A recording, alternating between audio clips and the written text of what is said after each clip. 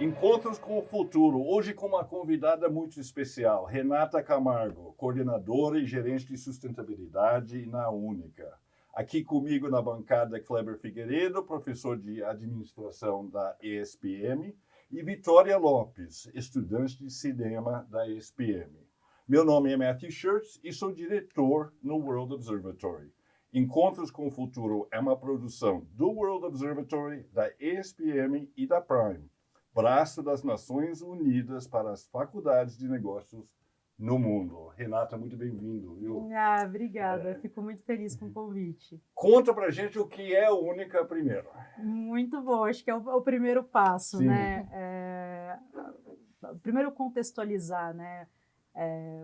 A Única, ela representa o setor sucroenergético brasileiro. O que é o setor sucroenergético Boa brasileiro? pergunta, Né? Quando a gente pensa em matriz energética, a gente está pensando em tudo que está relacionado consumo energético, energia elétrica, mas também o consumo energético combustível. Então, quando a gente pensa em combustível, a gente tem que pensar na gasolina, no etanol, no diesel, a gente tem que pensar na bioenergia, tanto de biomassa, quanto de solar, quanto biogás, biometano, e o vento, eólica, as hidrelétricas, que são parte importante da nossa matriz energética também, mas esse conceito amplo, né, energia como um todo. Quando a gente fala em participação do setor sucroenergético na matriz energética, nesse conceito amplo, o setor sucroenergético, que vem aí basicamente de cana-de-açúcar e milho, hoje o Brasil também produz etanol a partir de milho, né, além da cana-de-açúcar, a gente está falando aqui de um segmento que é responsável pela maior participação na matriz energética brasileira. Ou seja, se eu juntar tudo que as usinas de cana-de-açúcar e de milho produzem em termos de energia nesse conceito amplo, eu estou falando que o nosso setor é o primeiro setor, é o que ocupa a primeira colocação em termos de disponibilidade de energia renovável para a matriz energética brasileira. Resumindo, quando você pensa, o Brasil tem uma matriz energética limpa e sustentável, e somos de fato referência nisso para o mundo, a gente está aí em torno de 43% da nossa matriz energética renovável, o setor sucroenergético corresponde sozinho por 15% dessa matriz. Isso significa que nós estamos à frente, inclusive, das hidrelétricas. Então, podemos dizer que a Única... Eu não sabia disso. Isso é um dado novo para mim. A gente pode dizer que a Única representa esse setor como um todo, esse setor que produz, de um lado, a maior parte da energia limpa e renovável que o nosso país consome, nesse conceito amplo, incluindo, óbvio, os combustíveis, e também grande parte da nossa alimentação, porque o açúcar está presente na nossa alimentação, e mais que isso, o açúcar faz parte da essência do brasileiro, né? A Única vem para isso, vem para propor políticas públicas para esse setor que é tão importante na nossa economia e na nossa vida. Perfeito. Eu achei chique. Eu gostei muito do açúcar faz parte da essência do brasileiro. Não quer dizer que o brasileiro é doce, é isso? Eu brinco, eu faço uma brincadeira que é assim, eu brinco que eu sou como a cana-de-açúcar. E eu acho que é um pouco disso que o brasileiro é. Por quê? Porque a vida me mói, me reduz a bagaço e eu só tenho doçura a oferecer. Então, por que eu falo que o açúcar faz parte da nossa essência? Né? Não é só pela questão histórica de ter também, sido né? um dos primeiros ciclos econômicos aqui no nosso país, mas eu acho que é muito disso. Quando você vai na casa de alguém, o que ela fala? Vem aqui, vamos tomar um cafezinho e comer um bolinho? Ou, ai, nossa, eu tô deprê, o que eu vou fazer? Ah, vou fazer um brigadeiro. A nossa essência é essa essência do Mesmo comfort quem food. tirou o açúcar do café não despeça o bolo. No bolo não, jamais. O bolinho tem que estar ali sempre prontinho para dar aquela arrebatada, né? Então, assim, o setor, eu sempre falo isso, o nosso setor, ele está na nossa vida sem a gente perceber. Seja no açúcar do bolinho, seja no cafezinho, seja na energia elétrica que a gente está consumindo. Eu sou um pouco mais idosa, então aquele remedinho que você toma todo santo dia, ele tem uma capinha que é feita de açúcar. Então, até nisso a gente está presente, né? Então eu brinco, olha, a gente só precisa determinar em que medida o setor sucroenergético está na sua vida, mas ele está. Ah, não, mas eu não como açúcar. Tudo bem, você não come açúcar, mas você pode usar o seu carro. Ah, eu uso o meu carro, mas eu não boto etanol. Ah, não, você bota sim, porque toda a gasolina tem etanol adicionado. Então, 28%? 27%. 27%, quase acertei. Perfeito. Como surgiu a Única? Tá. Você sabe? Sei. Vamos lá. A gente tem que lembrar um pouco de como funciona a dinâmica econômica no Brasil ao longo da história. O Brasil é um país que passou de um projeto econômico muito rígido, controlado pelo governo, e aí o setor sucroenergético também era extremamente controlado pelo governo. O que eu quero dizer com isso? O governo federal estabelecia a cota que cada usina deveria produzir de açúcar. Na época ainda não tinha o etanol, eram cotas de produção de açúcar e etanol muito residual. Isso quando? Isso a gente está falando aí da década de 70 até a década de 80. Isso. Então, era um setor que ele passava por um processo de ingerência muito grande do governo. Era um setor que, economicamente, era um setor que estava sem a sua liberdade econômica garantida. E não era exclusivo nosso. Esse era o perfil econômico do Brasil. Sim. Essa era a forma com que a nossa economia era mantida. O país passa por um processo de reestruturação econômica.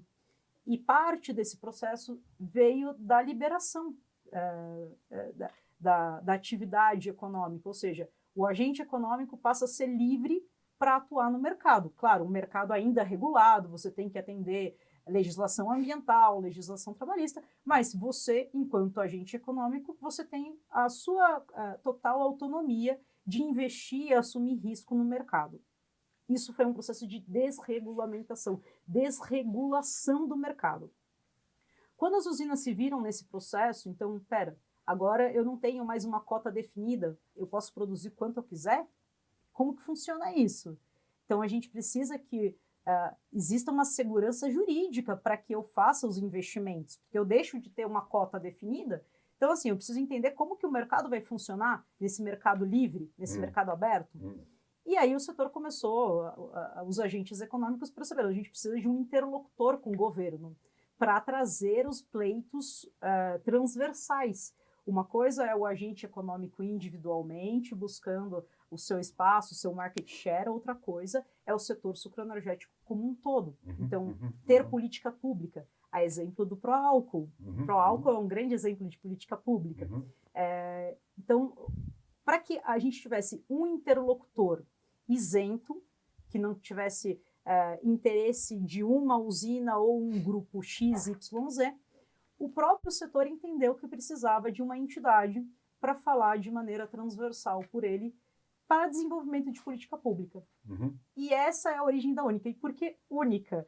Porque, óbvio, começaram a surgir várias representatividades.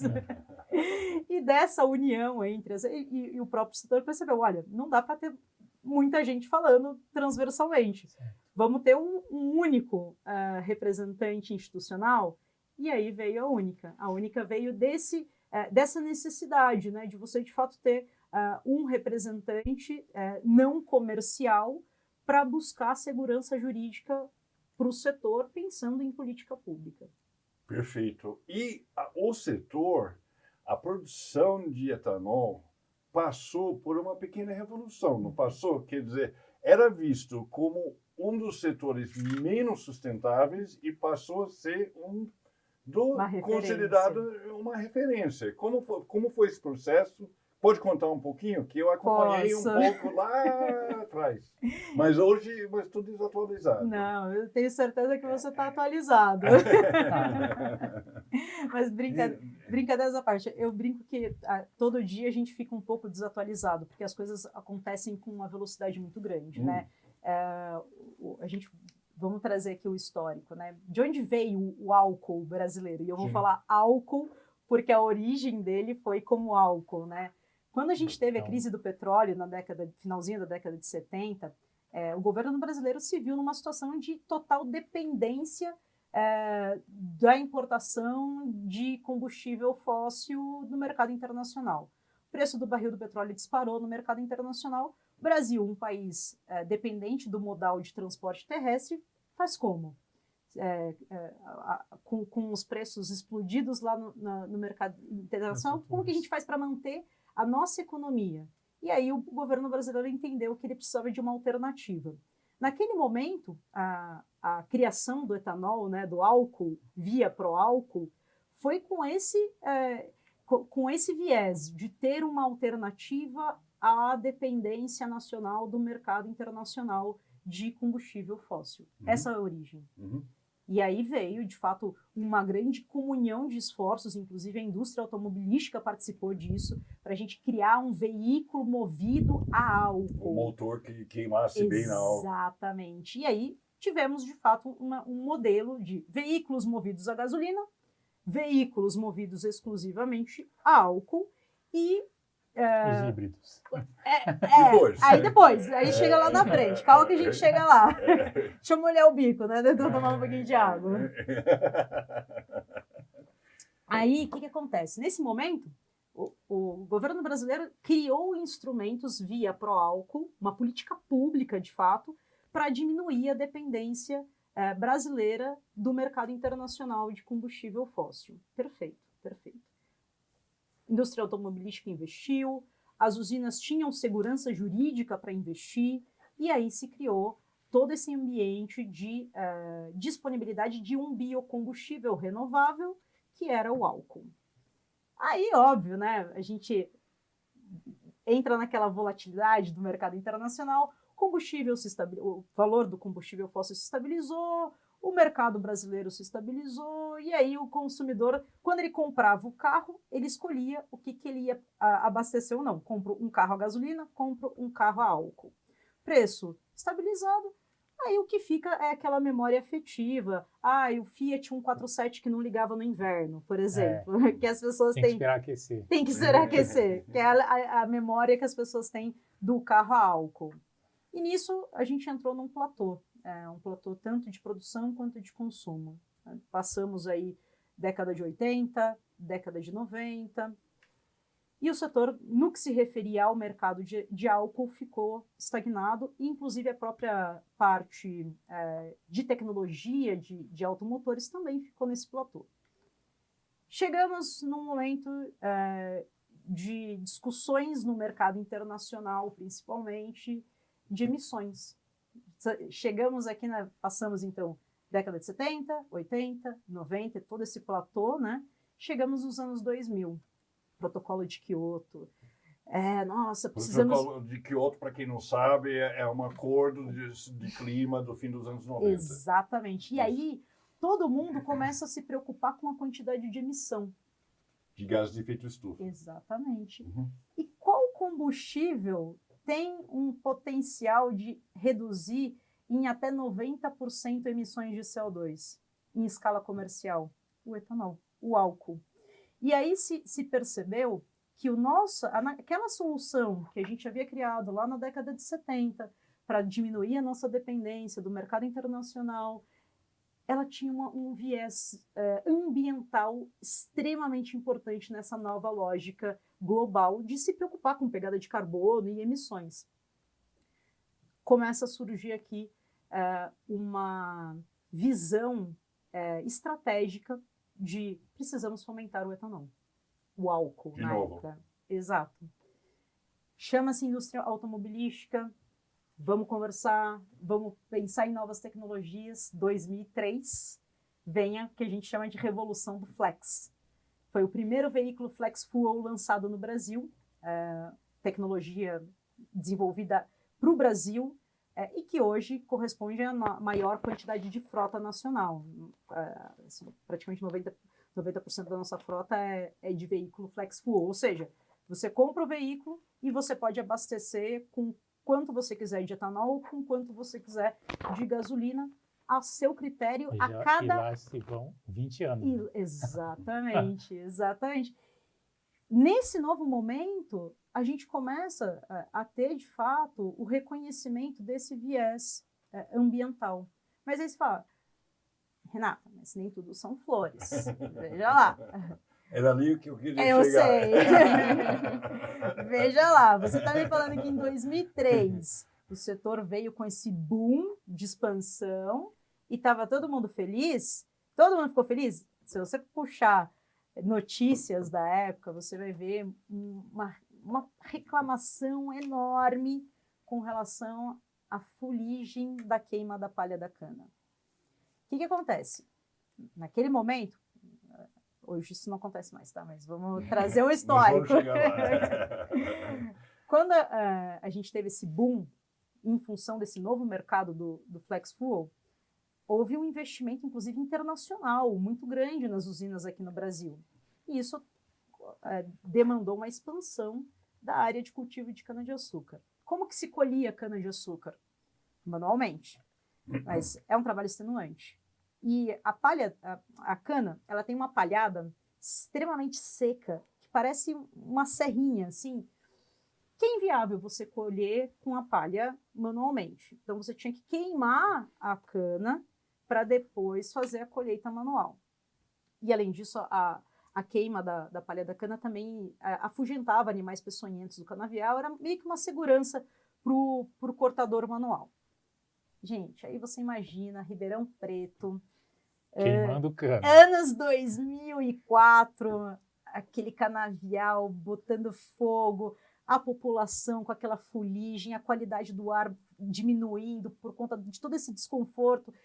Fora isso, a gente tem um movimento trabalhista por conta do trabalho extenuante, que é o corte manual. Como que faz, né? Como que você está se vendendo para o mercado internacional como um setor que está trazendo uma solução para essa nova demanda de um biocombustível renovável com menos CO2 e, ao mesmo tempo, você tem no seu quintal essa situação. Estava descolado. E aí o setor começou a mudar a chavinha. A gente não pode seguir com este modelo de colheita. E aí, em 2007, então, antes disso, né, esse cenário caótico, obviamente, demandou soluções jurídicas, várias ações judiciais para proibir queima, várias leis municipais para proibir queima. Isso chegou num nível de política pública. Aqui no estado de São Paulo, que era o grande polo, né, produtor, o estado de São Paulo fez uma lei e um decreto falando, olha, até 2021 tem que eliminar a queima nas áreas consideradas mecanizáveis, que aí é declividade, né? Até 12% mecanizável, então teria que eliminar. E não mecanizável 2031. Você acha que isso solucionou para aquela senhora que está no quintal dela, com o lençol dela para secar e daqui a pouco vem aquela nuvem de fuligem? Ela não ficou contente com esse prazo. E aí o setor percebeu que ele tinha que dar uma resposta, de fato, para a comunidade. E essa resposta foi, de maneira voluntária, vamos antecipar esse prazo. O prazo de 2031. Exatamente. Isso foi feito por meio de um protocolo que foi assinado em 2007. Em 2007, o setor falou o seguinte, olha, governo do Estado de São Paulo, estou me comprometendo aqui com vocês a o prazo de 2021 eu vou antecipar para 2014. Ou seja, as áreas mecanizáveis, eu vou eliminar o uso da queima em 2014. O prazo de 2031, eu vou antecipar para 2017. E eu estou falando de 2007. 2007, 2014, 7 anos, um ciclo. 2017, mais 3 aninhos. Aí você fala, Renata, voluntário? Até parece, né? Mas como eu falei, foi uma mudança de racional. O setor investiu a custo próprio, tecnologia, qualificação de mão de obra, e aí a Única foi parte importante nisso. a gente fez um programa chamado Renovação, cujo objetivo era aqueles trabalhadores que faziam corte manual se requalificassem e pudessem ser absorvidos nessa nova logística de colheita sem o uso do fogo e mecanizada. Então, hoje a gente tem uma série de trabalhadores que foram do corte manual e que hoje pilotam colhedeira. E só um dado que eu acho que talvez seja importante, que você só cortava manualmente depois de queimar. E com a mecanização você não precisava mais queimar. E aí, então isso foi... a gente tem um benefício ambiental sensacional que só foi descoberto depois. Por quê? Quando eu faço a colheita manual, eu tenho que queimar. Sim. A palha queima. Senão você não consegue. É isso. Queimei a palha. Então tá limpinha a cana ali, só com a fuligem. O cortador vai lá, corta. Isso ia para a usina. A usina tinha que lavar essa cana. Pensa nisso. Lavar. Que foi queimada para não vir impureza. Lavava-se essa cana. Olha a quantidade de água que se perdia aqui. Pegava essa cana, processava e blá blá. Quando eu faço a colheita mecanizada, eu não uso fogo. A palha sai de um lado e a cana sai picadinha do outro. A palha que fica depositada no campo, ela tem nutrientes, ela devolve nutrientes para o solo. Mais do que isso. Vira adubo. Exato. Ela enriquece o solo e ela protege o solo, vira um colchão. Literalmente um colchão protetor, que protege o solo de erosão. Isso é sensacional. Esse benefício por si só já é incrível. Aí eu te falo, ela sai limpinha, picadinha do lado ali e vai para a usina. Eu não preciso lavar mais. O que acontece? Na década de 90, para processar 1 tonelada de cana, eu gastava 5 metros cúbicos de água. Hoje, para cada tonelada de cana que eu processo, eu uso 0,77 metros cúbicos de água. Claro que não foi só esse ponto que resultou nessa redução de quase 90% de consumo. Mas isso foi um dos pontos de importância. Então, assim, a colheita mecanizada, ela trouxe benefícios ambientais, mas desafios também. Não são só flores. A produtividade do setor nesse período, porque foi um período muito curto, é um ciclo. A gente tem que lembrar, cana a gente planta 1 ano, e esse mesmo plantio você vai colher 6 vezes. 6 anos, aquela caninha que você plantou no T01, você vai colher ela por 6 anos. É assim que funciona. E aí você me fala, pô, Renata, você mudou todo o seu manejo em um ciclo. É isso. E aí eu tenho que lidar com as externalidades que vieram disso. Tenho externalidades positivas, como a questão da palhada, que protege o solo, devolve nutrientes, mas eu tenho uma questão, compactação do solo. As máquinas que vão ser utilizadas, elas precisam estar, assim, extremamente alinhadas para que o peso dela no solo não impeça que a cana rebrote no ano seguinte. Entendi. Então, eu falo que é uma curva de aprendizagem. Hoje, a gente está em 2024, o setor já superou grande parte desses desafios. Mas nessa curva foi um momento realmente complicado para o setor se ajustar. Eu vou rodar um pouquinho a nossa conversa aqui, saindo um pouco da externalidade da empresa e voltando para o lado interno. A gente está querendo saber a presença de mulheres na empresa, essa questão de liderança, se tem alguma iniciativa que a empresa faz, se tem metas a cumprir em relação à diversidade, esse tipo de coisa. Vou contar a experiência da Única, tá? Porque assim, com certeza. Antes da gente ter... A Única hoje faz parte do Pacto Global, por exemplo. Isso já indica o nosso compromisso com a diversidade de todos os ODS. Mas antes disso, a gente teve a honra de ter Elizabeth Farina como nossa diretora-presidente, por exemplo. Uma mulher professora da USP, e foi nossa diretora-presidente durante um ciclo inteiro de gestão. E isso, num setor que as pessoas atrelam automaticamente a um setor extremamente, eu não vou falar machista, mas com a presença masculina mais evidente.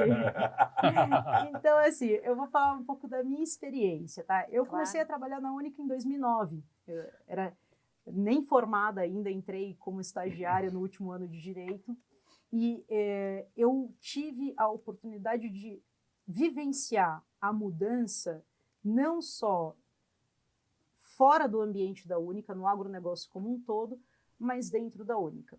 Então, vou falar fora do ambiente da Única primeiro. Nos primeiros anos em que eu estava trabalhando, era muito comum eu ser a única mulher nas mesas de reunião.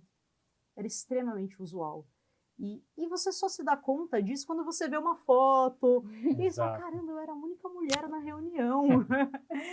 Principalmente nas discussões no nível de gerência para cima, isso era extremamente usual. Com o tempo, eu fui percebendo, principalmente agora nos últimos 5 anos, que a presença feminina aumentou muito. E aumentou muito, acho que por alguns fatores. Sim, extremamente importante ações como o Pacto Global, que tem compromissos, tem metas definidas para que as indústrias assumam isso como uma diretiva, mas eu acho que teve também uma questão de resultado efetivo prático, de que as mulheres demonstraram conhecimento sobre esse tema e começaram a ter, de fato, maior abertura. Então, minha experiência, de fato, no início, a presença feminina era bem pequena. Hoje, em nível gerencial, a presença aumentou muito.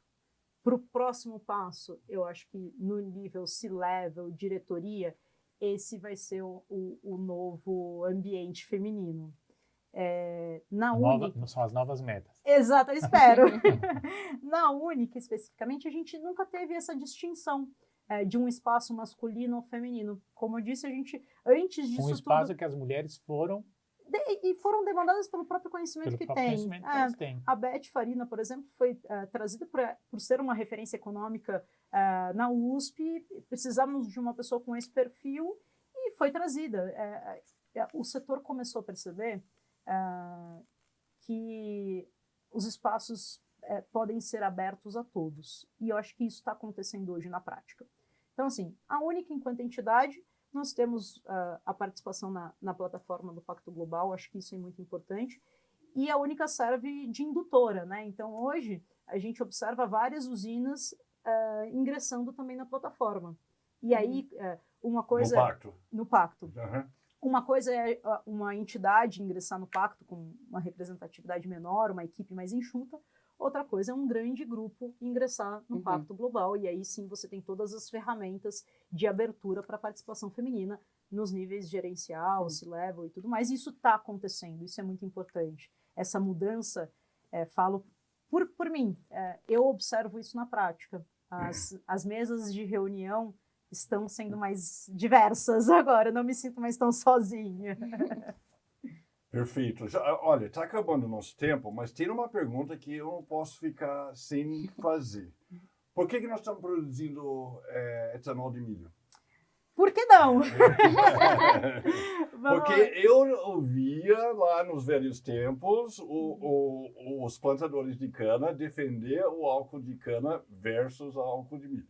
Continuamos falando o seguinte, o etanol brasileiro, seja de cana-de-açúcar, seja de milho, tem diferenciais ambientais quando comparado ao etanol de milho norte-americano. Por que eu estou fazendo essa distinção? Tá bom.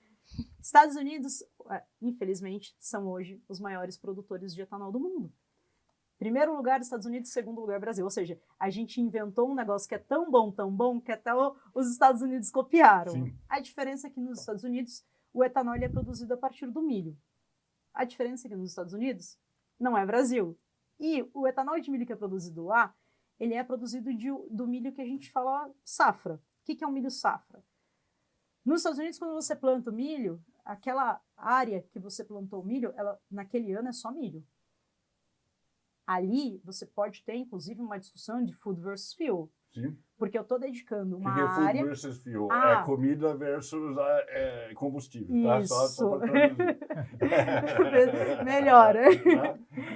Ali, sim, você pode ter essa discussão. Por quê? Eu estou dedicando uma área que eu podia estar plantando alimento. Sim, você está plantando alimento. Está plantando alimento, mas não com a finalidade de alimentar. Exatamente. Aqui no Brasil, não. O que acontece? Toda a rota de produção de etanol de milho no Brasil é uma rota que é dedicada a partir do milho de segunda safra. O que é milho de segunda safra ou safrinha? naquela área em que esse milho foi produzido, naquele ano, já se colheu soja. Ou seja, é food plus fuel. Por quê? Porque eu não tenho concorrência com alimentação aqui. Eu estou produzindo biocombustível renovável a partir de uma área que já teve produção de alimento. Mais do que isso, essa produção a gente chama de plantio direto. Por quê? A palhada da soja fica ali no solo, assim como no caso da cana-de-açúcar, protege o solo, devolve nutrientes a esse solo, diminuindo a minha demanda por adubação química, colho o milho, faço ali a minha produção de etanol, não só etanol, mas óleo de milho também, DDG. O que é o DDG? Bom explicar. Quando a gente faz a produção do etanol a partir do milho aqui no Brasil, então, primeiro ponto, não é food versus fuel, isso por si só já nos diferencia. Esse raciocínio. Perfeito. Safrinha. Exatamente. Aqui a gente ainda tem o seguinte, quando a rota da produção a partir do milho, eu vou aproveitar o amido. Tá. Então, todo o resto, né? Até feio falar isso, mas os outros subprodutos do milho são aproveitados. Então, são aproveitados para a produção de óleo de milho, são aproveitados para a produção de alimentação animal, que é o DDG. O que é o DDG? Perfeito. A sigla... Dried... agora você me pegou. Desculpa, então deixa eu... Uma hora eu lembro. Mas chama-se DDG, porque é uma alimentação seca, feita a partir desse residual, dessa fibra do milho, e você pega esse DDG, produz uma ração de altíssimo teor proteico e de fibras para alimentação de animal, principalmente gado. Então, Dry distillers grains. Ou grãos secos por destilação. Nada como um grande oráculo na mesa. Mas é isso. Então, assim, quando a gente fala em milho, a gente aqui no Brasil tem que diferenciar. O nosso etanol de milho é totalmente diferente do etanol de milho nos Estados Unidos. Então, por que não produzir um etanol aqui? Eu estou há 3 anos querendo saber essa resposta. Muito bom. Obrigado. Kleber, você quer fazer mais alguma pergunta? Não, vamos só agradecer. Muito ótimo. bom. Renata é sensacional. Muito obrigado. Espero que você possa voltar mais vezes para a gente continuar essa discussão, tá? Muito obrigado. Eu sou parpiteira, né? A gente fala muito, então tem que dar uns cortes. Muito bom, viu?